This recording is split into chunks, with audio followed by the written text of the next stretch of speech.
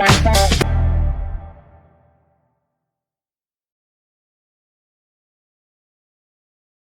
right, so get this. Today we're diving into something really interesting, really important, big tech going nuclear.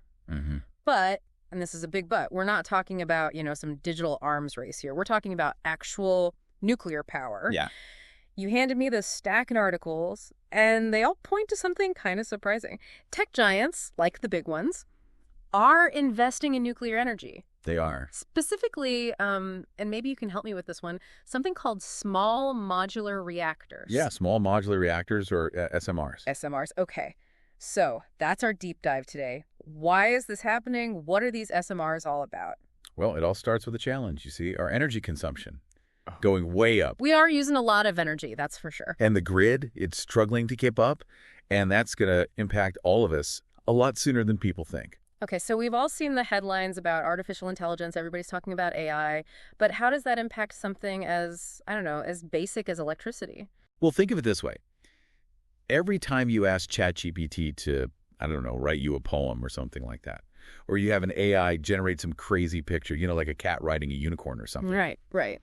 That request, it goes through these massive data centers, and those centers, they use a ton of energy, a ton. I never thought of it like that. So it's not just that everybody has 3 phones and a tablet these days. Right. It's that what we're doing on those devices takes way more power than it used to. Exactly. And the numbers are, well, they're kind of alarming.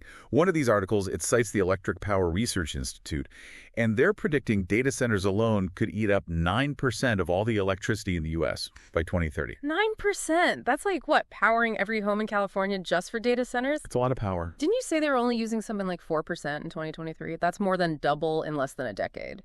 It is. And, the International Energy Agency, the IEA, they're saying data centers could more than double their energy use in just the next couple of years, by 2026 to be exact. And that's before we hit what everyone's calling the real AI boom. So we could be talking about, what, a 5-fold increase in less than 10 years? I mean, this sounds like a recipe for a full-blown energy crisis. It really could be, unless we find some new solutions. And that's where these SMRs come in. Okay, so we're facing this energy crunch, right? And AI is just taking off. Feels like we're trying to, I don't know, fuel a rocket ship with a bicycle pump or something. Yeah, kind of. But these articles, they suggest these SMRs could be an answer. So help me out here. What makes these things different from, those giant cooling towers and danger signs, what people think of when they think nuclear power? Well, it's a completely different way of thinking about nuclear power, really. See, the traditional plants, they're huge, massive undertakings. Right. They need tons of money up front. Yeah. Take forever to build. Years and years, yeah. Decades, even. And they often face, a lot of public pushback. Yeah, people get nervous. SMRs, though. They're designed to be much smaller, more modular. These are those, road shippable reactors the articles keep mentioning. What does that even mean in reality? How does that solve all those problems you just talked about? So, picture this. Reactor parts, they're built in a factory, right? And then they're shipped, almost like a kit, to the site. Wow. That kind of plug-and-play approach. Mm-hmm. It cuts down on construction time like crazy. I bet. And costs, too. Plus, you can put these SMRs closer to where the power is actually needed. Right, makes sense. So you're not losing energy over those, massive power lines. So instead of one giant mega plant, you could have all these smaller ones, more adaptable. Right. Tailored to what you need. Exactly. Okay, that makes sense. But are we talking totally different technology or just, shrinking things down? It's a little of both, really. Yeah. The basic science, nuclear fission, that's the same. But SMRs, they use newer tech, newer safety stuff. Okay. Take the X100. It's designed to be walk-away safe, meaning if there's a problem, it shuts down on its own. No human intervention needed. That's a huge deal, right? At least compared to, what most people picture with nuclear power. Yeah, it could be huge for public perception and, getting the regulators on board too. But there are still challenges, of course. Right. Like what? Well, for example, some experts think because they're smaller, you'd need more of them to get the same power output. Okay, yeah. And that could lead to, a whole different set of hurdles. So trade-offs, right? Scalability versus potential new problems.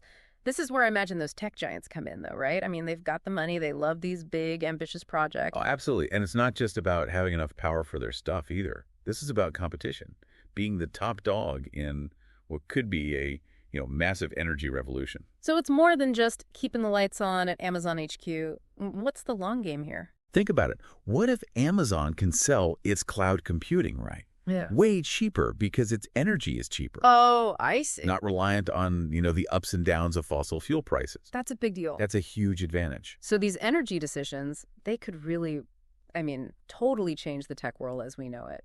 And speaking of competition, what about Google? They always seem to do their own thing. Right, they do. Google's going a different way.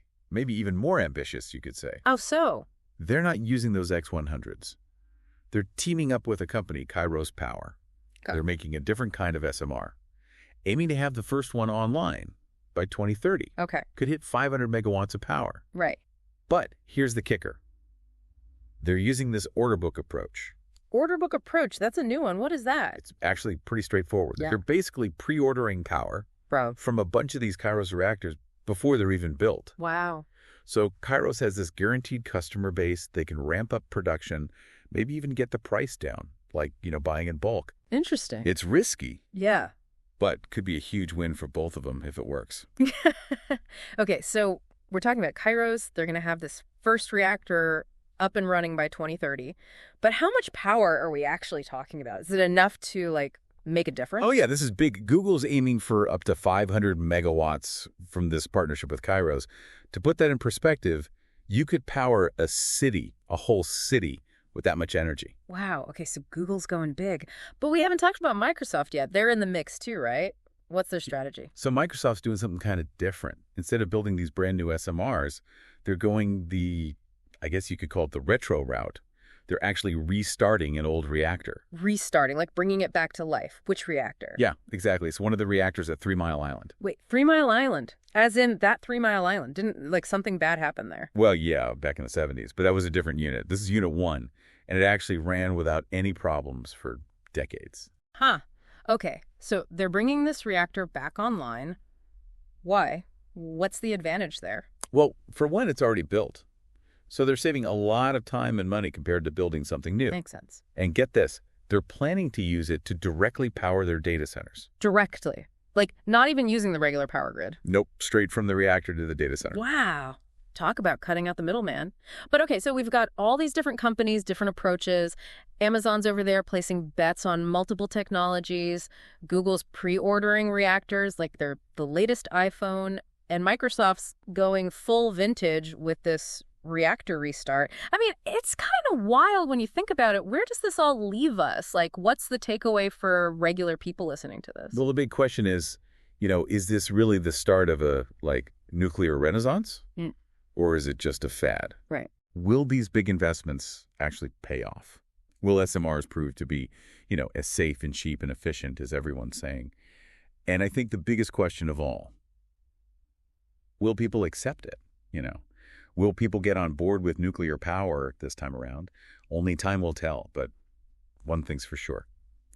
Things are changing. The way we get our energy is changing, and this is something we all need to be paying attention to. It's like we're on the verge of something brand new, something big. And it's both exciting and, I gotta say, a little bit scary. Who would have guessed that our addiction to TikTok and AI art could lead to a nuclear comeback? It's a trip, really. If these tech giants are right, we might look back at this moment as the turning point, the moment we get serious about cleaner energy, about a sustainable future. But it's a gamble for sure. No one really knows how it's going to play out. But hey, if nothing else, keep an eye on that energy bill. It might just have a nuclear-powered surprise coming your way.